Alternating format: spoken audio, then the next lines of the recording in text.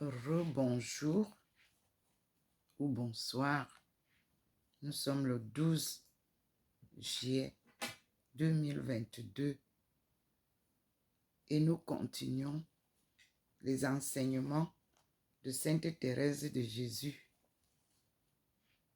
que nous avons commencé le matin parmi les livres que le Seigneur nous a montrés.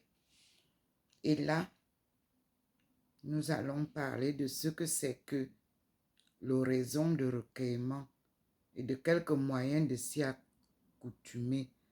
L'oraison, c'est comment se plonger dans la prière, quitter le monde des bruits tout en vivant dans ce monde de bruit et se mettre face à Dieu et lui apporter ses bobos, ses prières, ses louanges. Donc, Thérèse nous parle du chemin de la perfection. Parce que nous tous, nous prions depuis l'enfance. La majorité des personnes qui ont été élevées comme ça. Mais comment arriver à la perfection est toujours les questions que vous me posez, que je ne pouvais pas vous expliquer. Dieu merci, le Seigneur nous donne les moyens des livres que moi j'ai ici sans savoir à quoi ça devait me servir. Donc, à chaque instant, il m'inspire, comme on vous le dit, comme Thérèse vous le dit. C'est l'inspiration divine. Et vous voyez vous-même le petit point qui me guide souvent. Et j'ai tous les livres qu'il a choisis qui sont là, bien classés. Et chaque fois qu'il ouvre un livre pour que j'en parle, il choisit l'orientation. Donc, depuis ce matin, nous parlons du chemin de la perfection de la prière et des louanges. Et Thérèse dit, c'est en nous-mêmes que nous devons aller chercher notre divin Père. C'est là que, dans une respectueuse confiance, nous devons nous entretenir avec lui. De l'oraison de recueillement, ces excellents effets, nous avons au-dedans de nous un palais magnifique où réside le roi de gloire. Et notre cœur est le trône où il est assis. L'essentiel est de rendre le Seigneur maître absolu de ce palais. Il faut le vider des bagatelles qui le remplissent. Faire le vide. Remarquez maintenant, mes fils et filles, ces paroles qu'ajoute votre maître. Je reprends. Remarquez maintenant, mes fils et mes filles, ces paroles qu'ajoute votre maître, qui est dans les cieux, en grand, qui est dans les cieux. Croyez-vous qu'il importe peu de savoir ce que c'est que le ciel et où vous devez chercher votre Père infiniment saint? Je vous assure qu'il est, au contraire, d'une très grande importance pour les esprits distraits. Non seulement de croire ce que je vais dire, mais encore d'en faire l'expérience, car c'est une des considérations les plus capables de fixer l'entendement et de porter l'âme à se recueillir. Vous savez déjà que Dieu est partout. Eh bien, là où est le roi, on dit qu'est la cour. Et la chose est de toute évidence. Donc, là où est Dieu, là est le ciel. Oui, c'est une vérité indubitable que là où est la divine majesté, là se trouve toute la gloire. Saint Augustin rapporte, vous le savez, qu'il chercha le Seigneur en divers lieux et qu'il le trouva enfin au-dedans de lui-même. Pensez-vous que ce soit un petit avantage pour une âme répandue au-dedans de connaître cette vérité, de savoir qu'elle n'a pas besoin de monter au ciel pour s'entretenir avec son Père éternel et prendre auprès de lui ses délices, qu'elle n'a pas besoin non plus d'élever la voix pour lui parler? Si bas qu'elle le fasse, il l'entendra, tant il est près d'elle. Pour aller à sa recherche, elle n'a pas besoin de prendre des ailes. Elle n'a qu'à se mettre en solitude, à regarder au-dedans d'elle-même et à ne pas s'éloigner d'un hôte si excellent. Qu'en toute humilité, elle lui parle comme on parle à un père, comme à un père aussi qu'elle lui adresse ses demandes.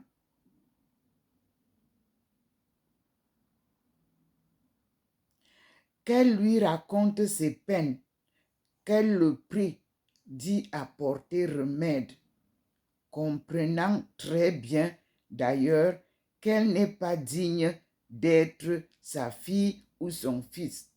C'est la créature de Dieu que je dis elle. La créature de Dieu au commencement est double, féminine et masculine. Adam, du néant, a été créé le même jour dans les deux aspects, la femme et l'homme. C'était une parenthèse, un détail très important à comprendre. L'âme, quand Dieu en parle, il parle de l'âme des deux aspects humains, féminin et masculin, femelle et mâle. Ok. Laissez de côté cette fausse modestie qu'on rencontre chez certaines personnes et qu'elles prennent pour de l'humilité. Dites-moi, quand le roi vous accorde une faveur, l'humilité consiste-t-elle à la refuser? Non, évidemment, mais à l'accepter, à rencontrer qu'elle dépasse de beaucoup vos mérites et à y trouver votre joie.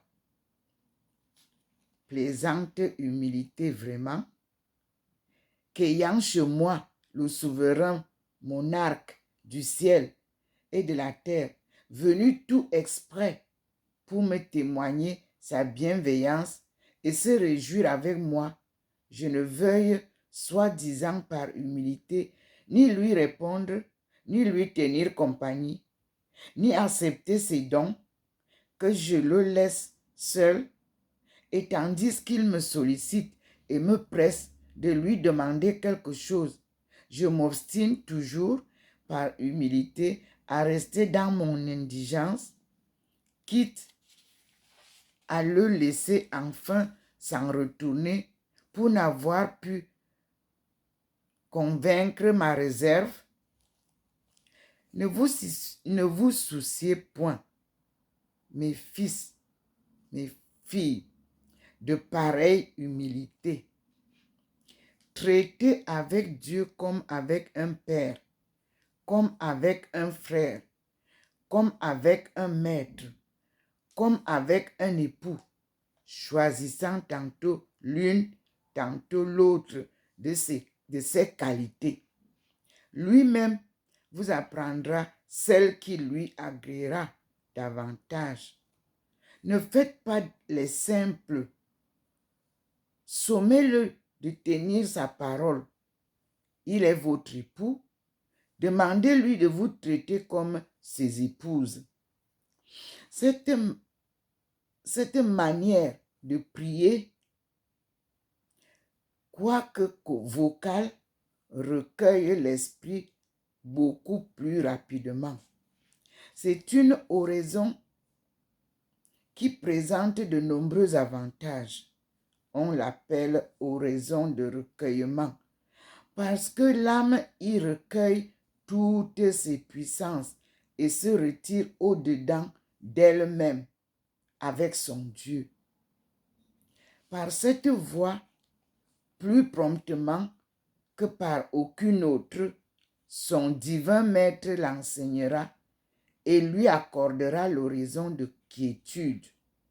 Cachée en elle-même, l'âme peut penser à la passion, se représenter le Fils de Dieu et l'offrir au Père sans avoir besoin de se fatiguer l'esprit pour aller le chercher au calvaire, au jardin ou à la colonne.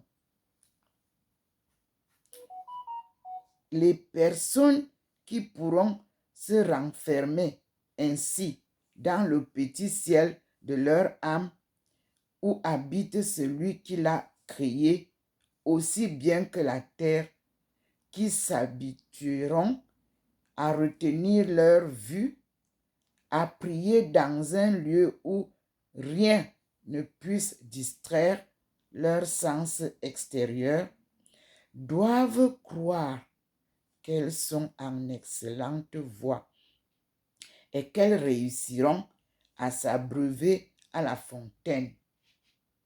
Réellement, elles font beaucoup de chemin en peu de temps. Elles ressemblent à celui qui est monté sur un navire, pour peu que le vent lui soit favorable. Il arrive en quelques jours au terme de son voyage, tandis que ceux qui vont par terre mettent bien plus de temps. Ces âmes ont pris la mer, comme l'on dit. Il est vrai qu'elles n'ont pas entièrement quitté la terre, mais du moins, au temps de la prière, font-elles au moyen de ce recueillement de leur sens ce qui est en leur pouvoir pour s'en affranchir. Quand ce recueillement est véritable et le reconnaît très facilement en un effet qu'il opère. Je ne sais comment l'expliquer, mais celui qui l'aura éprouvé le comprendra fort bien.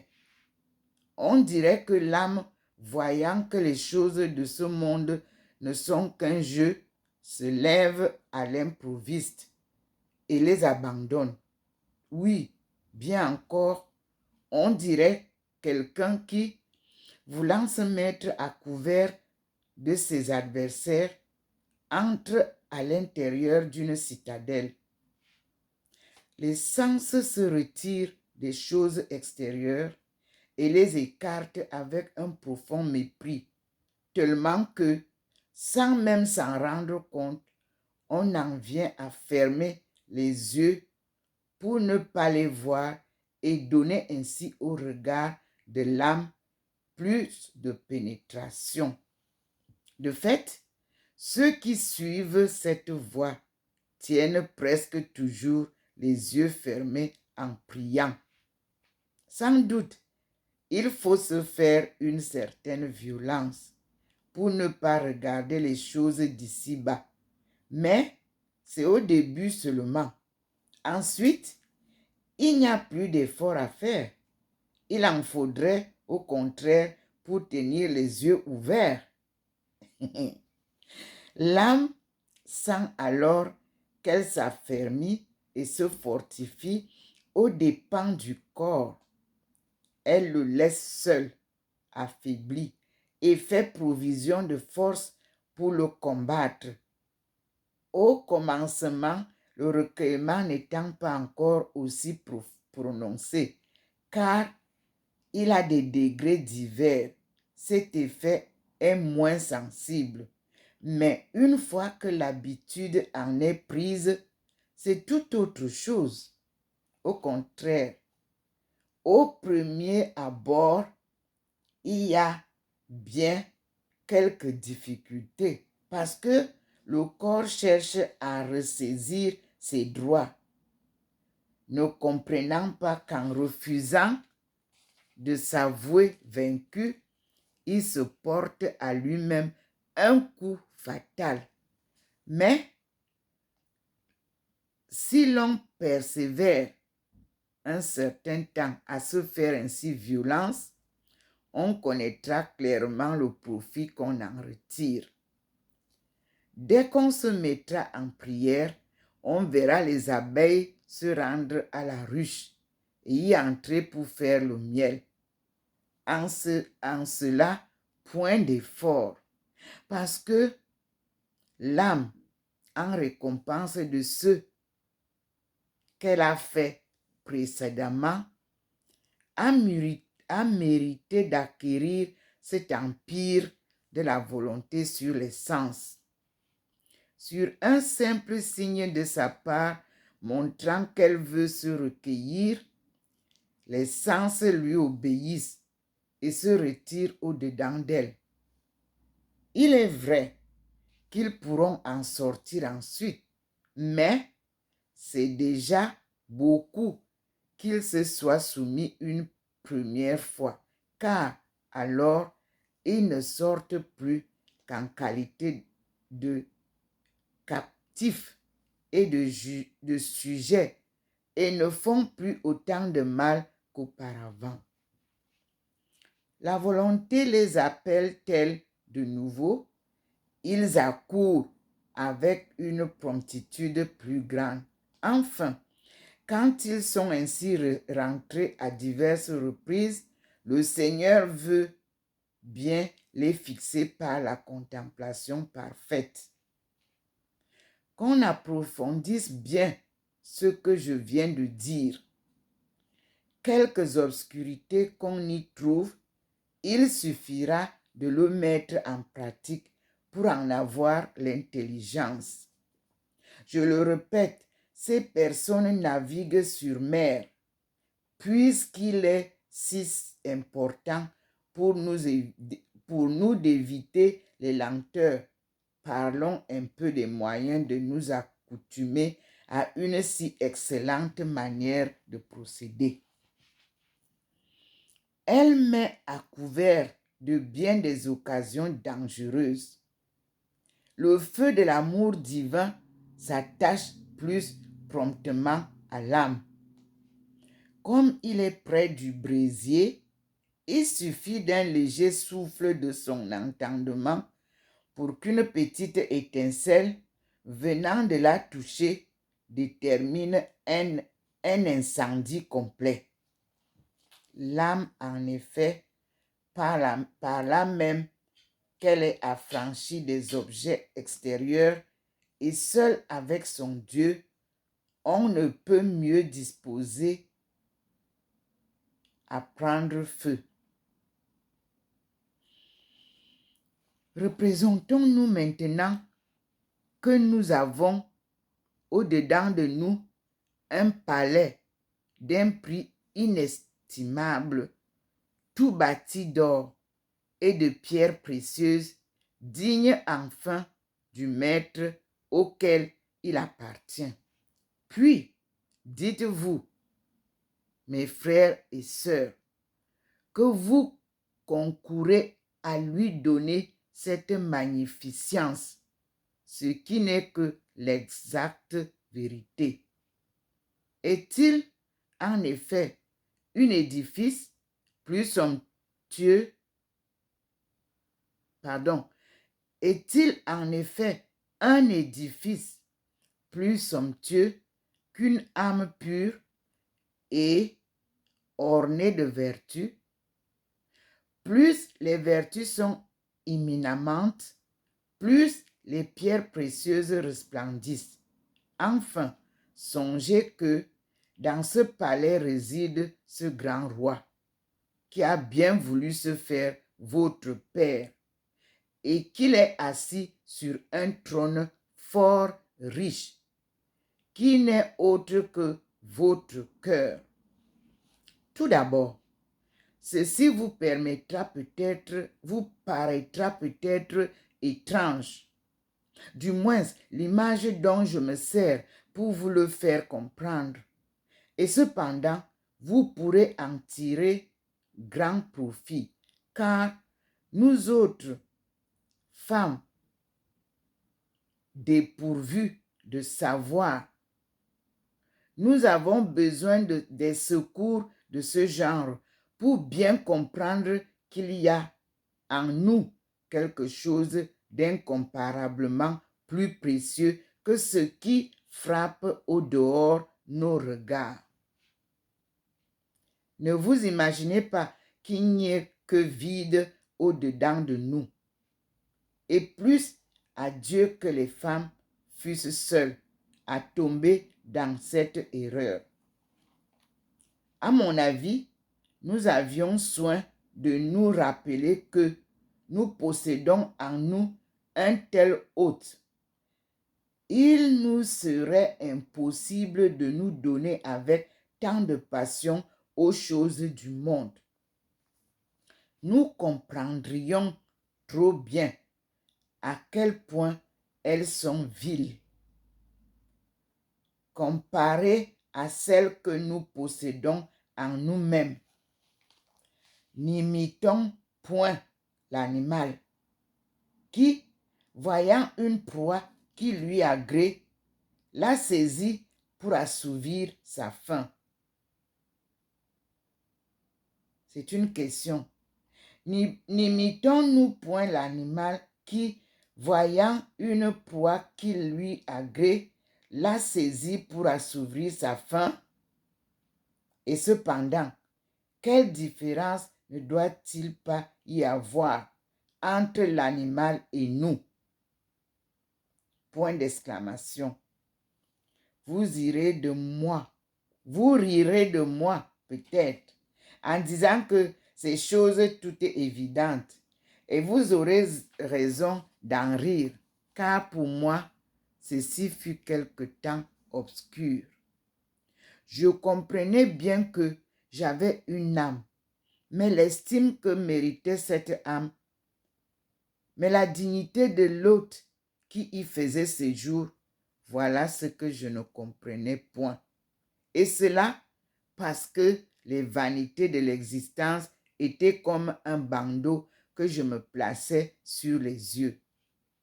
Si j'avais compris comme je le fais maintenant, qu'un si grand roi habite ce petit palais de mon âme, il me semble que je ne l'aurais pas si souvent laissé seul. Quelquefois, du moins, je me serais tenu en sa présence. Et surtout, j'aurais pris soin que son palais fût moins souillé.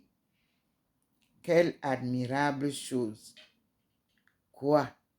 Celui qui remplirait de sa grandeur 1000 mondes et bien davantage se renfermer dans une si petite demeure. Point d'exclamation.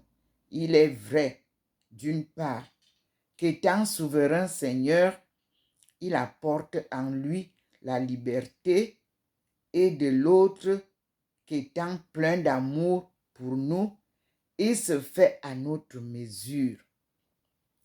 Sachant bien qu'une âme qui commence pourrait se troubler en se voyant, elle, si petite, destinée à contenir tant de grandeur.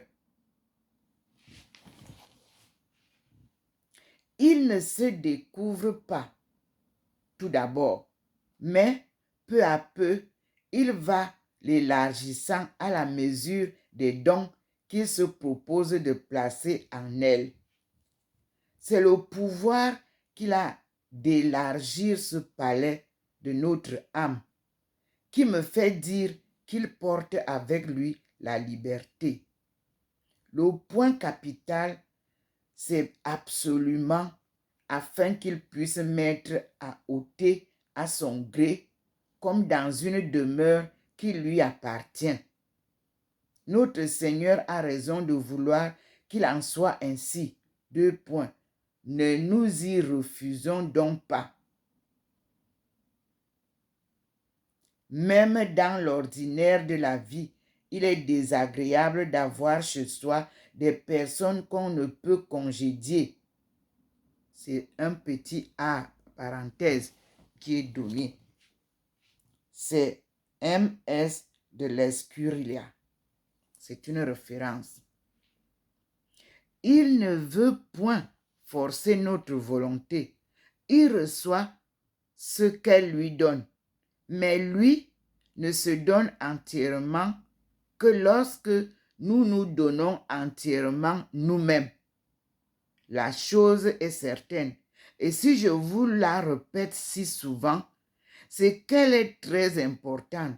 Jusque-là, il n'opère pas en notre âme comme il opérerait si elle était à lui sans nulle réserve. Du reste, je ne sais comment il pourrait le faire, lui qui aime tant l'ordre parfait. Si nous remplissons le palais de petites gens et de toutes sortes de babioles, comment le souverain pourra-t-il y trouver place avec sa cour?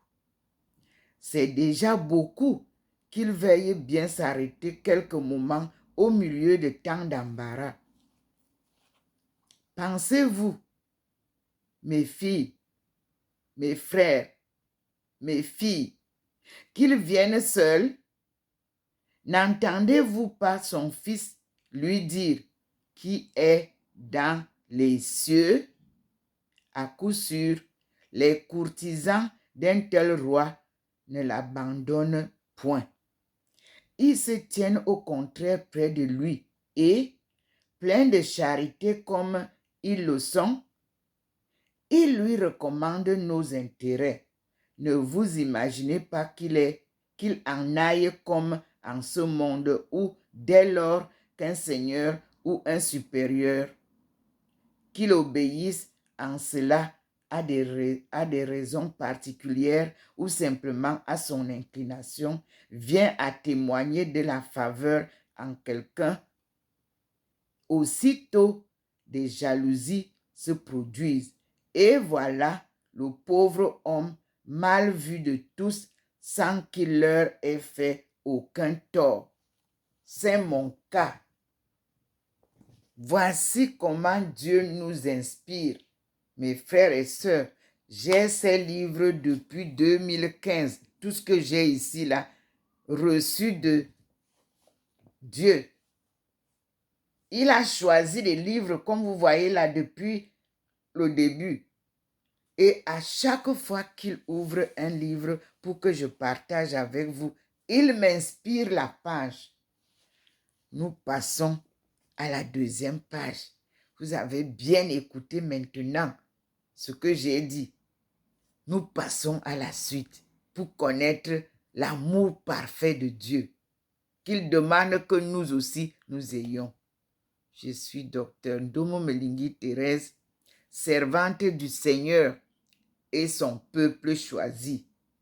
Benti, les honorables fils de Dieu, devenus néants par la colonisation et l'esclavage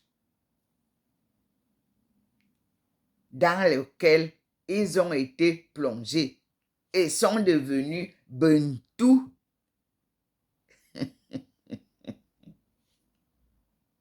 Merci Seigneur pour tes enseignements. Mes frères et sœurs, c'est-à-dire que je suis rentré encore à une école au plus profonde que celle que j'ai, de tout le temps que j'ai perdu. Maintenant, Dieu donne et les leçons et les livres. Et je vous dis encore que cet après-midi, il y a une église baptiste, un ministère, parce que c'est pas, je ne sais pas comment appeler, là-bas aux États-Unis. qui vient de faire le témoignage que je vous ai publié. Parce que j'ai dit qu'il y a des faux pasteurs, des faux prêtres, des fausses églises qui ne vivent que pour s'enrichir au nom du blasphème de Jésus. Jésus va venir, Jésus va vous sortir du... On vous promet terre et ciel au nom de Jésus et vous versez tous vos milliards et vos millions et eux, ils s'enrichissent. C'est un Américain avec un autre. Ils m'ont donné 8 vidéos que je vais partager avec vous. Et ils citent dedans les gens que j'ai cités, à qui Dieu m'a envoyé, vers qui Dieu m'a envoyé, pour que ces gens-là m'accompagnent à Nashville, aux États-Unis. Ils n'ont pas pu me le faire. Non, ils ne m'ont pas montré le chemin. Et ces gens-là sont venus cet après-midi sur mon petit portable-ci, apporter un témoignage qu'ils ont fait combattre ces faux prophètes. Mes frères et sœurs, Dieu est vérité et sa promesse toujours réalisée. On passe à la suite. Je suis tellement contente que le Seigneur vienne nous sortir du chaos. Et je viens de répondre à une vidéo qui m'a été envoyée là, des africanistes. Vraiment de Dieu, mes frères et sœurs, quand vous m'envoyez ces choses-là, où vous perdez du temps au peuple camerounais d'abord et au peuple de l'Afrique subsaharienne, qu'est-ce que vous avez à nous distraire qu'il y a eu combien on a attrapé combien de mercenaires en Côte d'Ivoire? C'est là-bas seulement qu'on attrape les mercenaires. Donner la visibilité des choses vraies qui vont nous permettre de nous engager à la sortie du chaos, comme Dieu nous demande. Les vidéos que je publie, je vous les envoie. Dieu a ouvert déjà la porte de la sortie de notre chaos. Si vous ne voulez pas en parler, ne perdez pas du temps aux Africains avec vos télévisions bidons. Et puis vous partez prendre comme vous êtes adepte aux Blancs, vous partez nous prendre les histoires de 1900 pour venir nous parler de l'africanisme. On a dit qu'on a des sujets précis. La monnaie, je vous ai sorti déjà la solution. On ne va pas fabriquer une deuxième monnaie ou une nouvelle monnaie. Nous avons la monnaie que nos aïeux utilisaient. Et la Chine va nous montrer comment on va utiliser cette monnaie-là comme eux, ils l'ont utilisée. Vous avez bien compris? Vous qui êtes sur les plateaux, moi je n'ai pas de télévision, mais je m'efforce quand Dieu me donne le moyen. Dès que vous m'envoyez quelque chose, je réponds. Je fais un petit signal, bref, et je publie la chose. Laissez-nous tranquilles avec toutes les distractions qui sont autour du peuple malien qui a pris en compte son destin. Camerounais, prenez en compte votre destin et laissez les peuples du sud-ouest nous guider. Vous allez voir. Ils ont compris la situation avant vous. Francophones, vous êtes le problème de notre développement. Parce que vous ne voulez pas comprendre. Vous ne voulez pas vous prendre en main. Vous attendez que Dieu descende du ciel pour venir vous soulever. Non. Ce n'est pas comme ça qu'il soulève. Chacun mangera à la sueur de son front. Mettez-vous au travail. Et suivez votre leader. Aidez-le à porter sa lourde charge. Il ne peut pas en même temps travailler et bavarder. Et vous voyez que depuis que vous m'avez bloqué 5 ans, vous ne m'avez pas entendu parler. Maintenant que Dieu m'a ouvert la bouche, c'est difficile de fermer la bouche là. Et quand vous faites une erreur, ce qu'il me dit de vous dire, je vous le dis, vous n'êtes pas africaniste. Je vous ai montré la Bible de Ndomo. Et ici, le Père Tout-Puissant m'a apporté celui sur qui je me suis appuyé.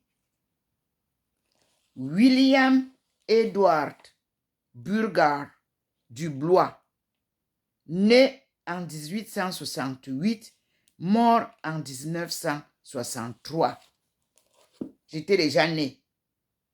J'étais déjà en route pour ma mission. Parce que Dieu vous choisit du sein de votre mère pour vous donner la mission. Vous qui parlez d'africanisme, moi j'ai travaillé pour apporter la réponse à nos pères, à la demande de nos aïeux. Et écoutez le président Xi Jinping vous donner ce qui est ici. C'est eux, ils m'ont appris. Et comme ça se passe entre les gouvernements, mes pères apprécient mon travail. Et en ce temps-là, je sors, je fais un petit like ou alors un petit commentaire. Je reçois de tous les présidents des publications. Moi qui ne suis rien au Cameroun, mais je vous dis que le prophète n'est jamais accepté dans son pays. Mais ça ne me dérange pas, puisque le travail-ci est déjà validé par tous les pays du monde. Et nous avons rendez-vous en 2025. Et vous continuez à nous distraire. Alors qu'on doit se préparer pour accueillir le monde entier, préparer les femmes du Cameroun, pour commencer à réfléchir la jeunesse, la vieillesse. Nous, on ne marche pas seulement la jeunesse ou bien la vieillesse. Comme vous êtes toujours sur les plateaux, la jeunesse doit faire ceci. Est-ce que la jeunesse a les solutions toute seule pour pouvoir rencontrer le monde? Nous, on va ensemble. Notre jeunesse, nous la portons avec ses difficultés, ses errements. Nous devons les encadrer pour leur passer après le flambeau. Vous trompez la jeunesse avec vos discours mensongers.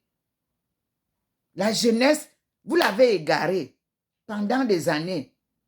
Vous ne leur avez pas donné les leçons qu'il fallait. Et vous avez séparé les parents et la jeunesse. Vous les avez confrontés. Non. Ensemble, enfants, jeunes, adultes, vieux, vieillards, nous sommes une pyramide solide pour affronter notre décollage économique. On appelle ça changing destiny. Changer le destin qui nous a été donné par la colonisation, par l'exploitation de l'homme par l'homme. On doit apprendre à se nourrir nous-mêmes. On doit apprendre à pêcher le poisson nous-mêmes. Comme nos aïeux, comme nos ancêtres faisaient. Nous tous, on était à la pêche. Quand il y a la pêche, la saison de pêche, les vieux ne partent pas seuls. Les jeunes ne partent pas seuls. Tout le village s'en va à la pêche.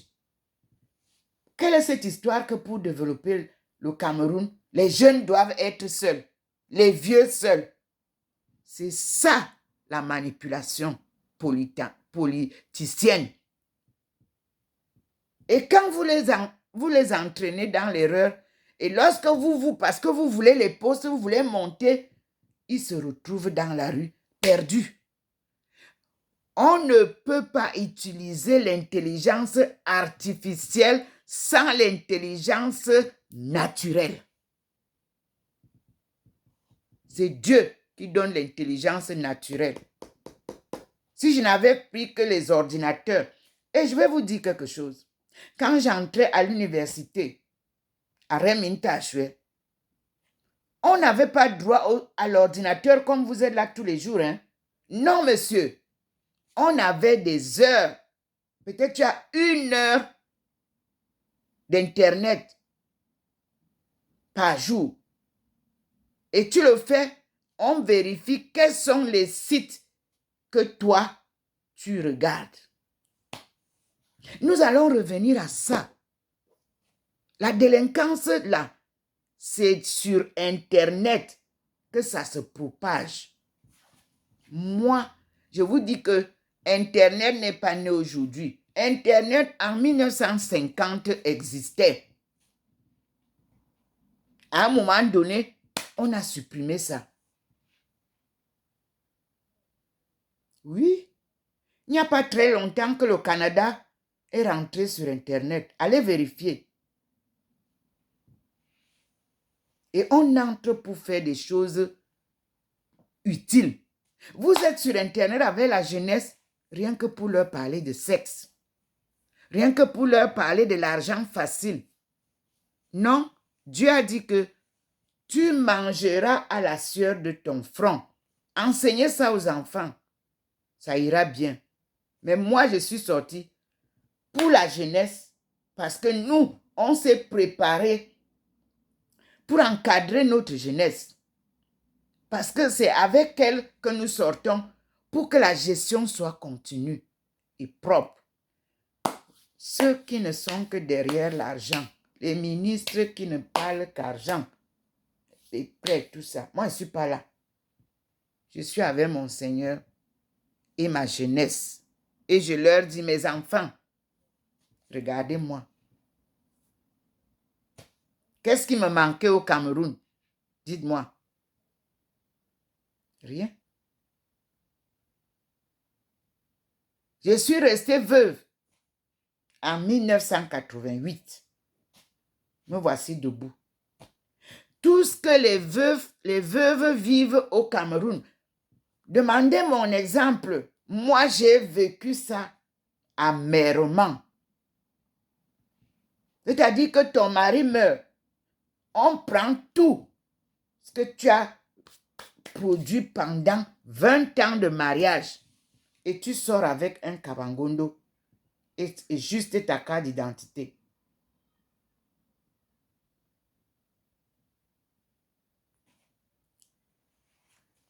Et on te condamne que c'est toi qui as tué, comme toutes les femmes. Mais la seule chose qu'il y a chez nous, les étonnes, je ne sais pas ailleurs. C'est-à-dire que quand on condamne ta fille, que tu connais innocente, tu fais son jugement devant le mari qui part. Moi, mon père a pris la cola, la calebasse de vin, le ndon. C'est comme ça que ça se passe. Il a marché. Il a craché sur la tombe, sur le cercueil de mon mari, puisque le mari, on ne pouvait pas entrer avec lui. Il a marché. Il m'a donné. Il dit, c'est moi qui t'ai mise au monde. Si tu es fautive, 9 jours, tu vas suivre ton mari. Mais si tu es innocente, tu vas vieillir jusqu'à ce que tu vois ses enfants. Tout le monde adulte. Répondez à ma place. Aujourd'hui, 1988, le 31 août, mon mari m'a quitté. Je suis aujourd'hui en 2022. C'est pour ça que vous m'avez vu publier l'association des veuves de chez nous. Mes sœurs, mes coépouses, mes mamans, mes tantes qui sont veuves, mes nièces, mes tantes, tous ceux qui sont veuves dans la Léquier, on est regroupés pour vous montrer que quand la veuve reste et elle ne meurt pas dans les 3 années qui suivent son mari, commencez à l'applaudir. Quand vous ne la voyez pas folle dans la rue, commencez à applaudir.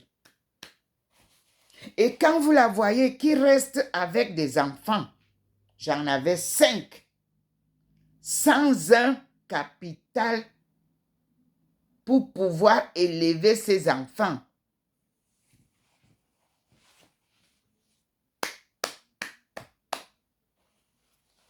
Alors, messieurs, dames, le Cameroun sortira de sa crise de mœurs par nous, les femmes, dignes de ce nom.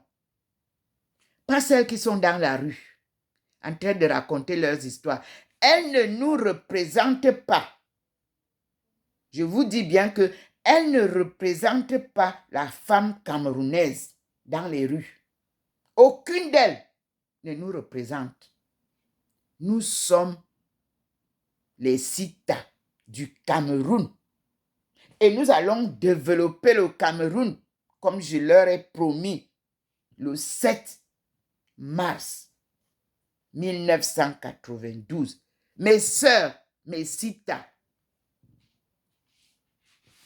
j'ai bravé tout ce qu'une veuve peut braver.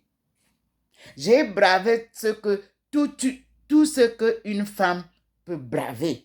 Mes pipis ont traversé le tronc d'arbre. C'est la réponse que je donne à l'ambassadeur du Cameroun à Pékin à l'époque, qui m'a torturé, qui m'a posé toutes les barrières que j'ai franchies avec l'aide de Dieu. Voici le plateau en or qui m'avait été offert en 1990 par Jésus-Christ, que je viens vous apporter. Les fruits de ma souffrance. Prenez ça, mangez et nourrissez la jeunesse avec. J'ai fait le tour sans argent. Vous aussi, à partir de ce discours que je vous prononce, Camerounais, d'abord, acceptez de refuser les prêts. Sortez avec les bénédictions que moi j'ai eues de Dieu. Avec lui, tout est possible. Avec lui, rien n'est impossible. Souvenir du cardinal Toumi, mon père spirituel, depuis 1989, que je n'ai vu que 3 fois, mais avec qui Dieu a fait un lien très fort spirituel, de manière à ce que tout ce que je lui disais concernant ma marche, il en prenait compte et il prenait des dispositions et il me donnait des conseils et tout a marché sans qu'on ait problème de sexe ni d'argent. Vous les prêtres d'aujourd'hui là, vous qui ne faites que ça, si vous voulez servir Dieu, soyez corrects. Voilà des Américains qui viennent me donner des cours qui vont vous faire frémir. Parce qu'ici, on n'a pas la liberté de parler. Aux États-Unis, ils parlent. Ces grands pasteurs qui s'enrichissent sur le dos des innocents, des ignorants de la Bible qu'on nous a cachée, de la vie de Jésus, le gospel qu'on nous a caché. Ils me l'ont apporté, leur soutien. Ça fait deux centres d'intérêt. Dernièrement, ce sont les musulmans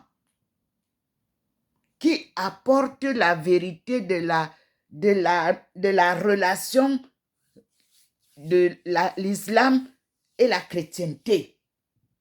2 livres que nous devons lire tous, la Bible et le Coran. Il n'y a pas de division selon Dieu, selon ce que je voyais. Vous avez vu que le Seigneur m'a fait devenir musulmane en Chine. Je n'ai pas raconté seulement de bouche. Je vous ai publié ma photo, habillée comme une Arabie saoudienne à Beijing pendant 1 an pour prouver à la gueule de mes compatriotes qui se moquaient de moi que ce que je fais, je le fais du fond de mon cœur à partir des conseils de Dieu. Qu'est-ce que les Camerounais et les Camerounaises n'ont pas dit à Pékin? Mais quand mon fils est mort, après quelques années, c'est là où on comprend que quand Dieu te dit de faire quelque chose, il y a une raison. Mes frères et sœurs, ils m'ont posé le piège. L'ambassadeur a refusé d'envoyer le fax que le ministre des Finances camerounais lui a demandé pour que on sorte $7 000 du compte de l'ambassade pour rapatrier le corps de mon enfant. Il m'a dit que tu vas porter ton fils là sur la tête. Mes frères, un enfant que vous avez vu là avec vous à Beijing, Christian Lacroix, c'est comme ça qu'on l'appelait. Quand tu vois Thérèse, c'est que Christian Lacroix est à côté. C'était mon ange, c'était mon traducteur, c'était mon compagnon, c'était mon dernier né. Alors, ils ont voulu toucher le cœur où habite Dieu. Dieu a dit non. Merci à l'ambassadeur qui est allé demander aux musulmans chinois de m'accorder une tombe. Et alors, heureusement donc que nous étions convertis. Sinon, c'est l'ambassadeur de Somalie qui était le père de l'ami de mon petit qui mourait. Et regardez alors le deuil maintenant. Toute la jeunesse, tous les pays confondus étrangers ont décidé m'accompagner dans ce deuil. La jeunesse. C'est en ce temps-là que l'ambassadeur vient maintenant faire le maître de scène diplomatique. Vous avez les photos. Celle qui me damait, Madame Biféré, moi j'ai dit que Dieu te pardonne parce que Dieu m'a fait faire un miracle sur ton enfant que tu as encore envoyé à l'université où j'étais pour venir me damer et qui sont maintenant et qui ont bien gagné de l'argent à l'ambassade de Belgique au projet que moi j'ai préparé où je devais jouer l'interface entre l'Europe, la Chine et l'Afrique. Vous avez pris ce dossier-là. Vous avez créé un bureau commercial à l'ambassade de Belgique. Si je mens, je vois la tombe de mon fils s'ouvrir et je le vois venir ici. Mais je vous dis, un bien mal acquis ne profite jamais. Les 200 000 que vous m'avez dit que le ministre des Finances vous a versé pour ouvrir ce bureau-là, vous rendrez des comptes au peuple camerounais, puisque la coopération est bancale. Vous pleurez maintenant que la Banque mondiale vient faire ceci. Je vous avais dit que ce n'est que le début. The game is over forever. Là, c'est la fin de la récréation. On doit faire les comptes au peuple camerounais. On doit faire les comptes à la Banque mondiale. On doit savoir qui a bénéficié de l'argent que vous dites qu'on a versé partout. Nous, on ne sait pas. Mais moi, je vous dis que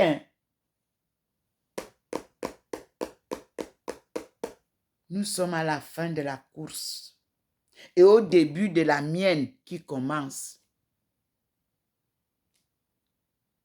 Key solutions for African countries development. C'est là où nous sommes. L'argent, là, moi, je ne sais pas de quoi ça a été fait. Mais je vous dis aussi, témoignage à vérifier. J'habitais un hôtel où Exim Bank était au second. Moi, j'étais au 18e. Et nous avons fait des rencontres, des débats, des forums pour trouver les solutions du développement économique des pays africains. Je témoigne que j'ai sorti juste la proposition que pour que l'Afrique fasse des échanges avec les autres pays du monde, puisque le CFA que nous utilisons n'est lié qu'au franc français, qu'Exim Bank nous trouve une solution avec le dollar. Et la chose était faite. Moi, je ne donne que des petites suggestions. Et le reste, les décideurs prennent. Vous êtes parti créer maintenant une nouvelle banque que vous appelez Afri-Exim Bank. C'est de la tricherie. Rentrez dans Exim Bank avec l'argent, les milliards que vous avez et on continue. Voilà la solution. Les milliards que vous avez donc amassés en CFA, maintenant ça ne peut plus marcher parce que le CFA est mort. Vous nous racontez quoi maintenant? Vous dites que vous faites coopération avec quel argent maintenant? Vous dites qu'on doit parler du CFA. Vous venez me cogner la tête là pour rien. Je vous ai donné la solution du CFA depuis 2015. Je vous dis que nous avions notre monnaie. Kobo, Kaba. Kobo pour garder. Kaba pour cap à l'extérieur. C'est la même chose que, et c'est ce qu'on appelle la monnaie binaire. Mais c'est la même chose que la Chine a fait. Quand vous veniez souvent me retrouver là, vous partiez changer l'argent au petit marché là, à Pékin. Ce n'est pas ça qu'on faisait. C'est pas ce que les Chinois faisaient avec vous. Vous ameniez la monnaie extérieure, le dollar. On partait changer ça avec le RMB. Et puis, vous ne pouviez plus rentrer avec le reste. Les diplomates, eux, ils connaissaient le jeu. Et quand vous avez changé l'argent, ce qui reste, c'est pour eux. Parce que vous ne pouvez pas changer cet argent-là avec l'extérieur. Voilà le secret de la monnaie binaire. Vous voulez encore que je parle quoi? Arabe? Bon, vous avez compris. Merci Seigneur. J'ai traduit tout ce que j'avais. Et vous-même, regardez comment je suis devenu encore transfiguré devant vous. Parce qu'il applaudit ce que je dis. Il apprécie.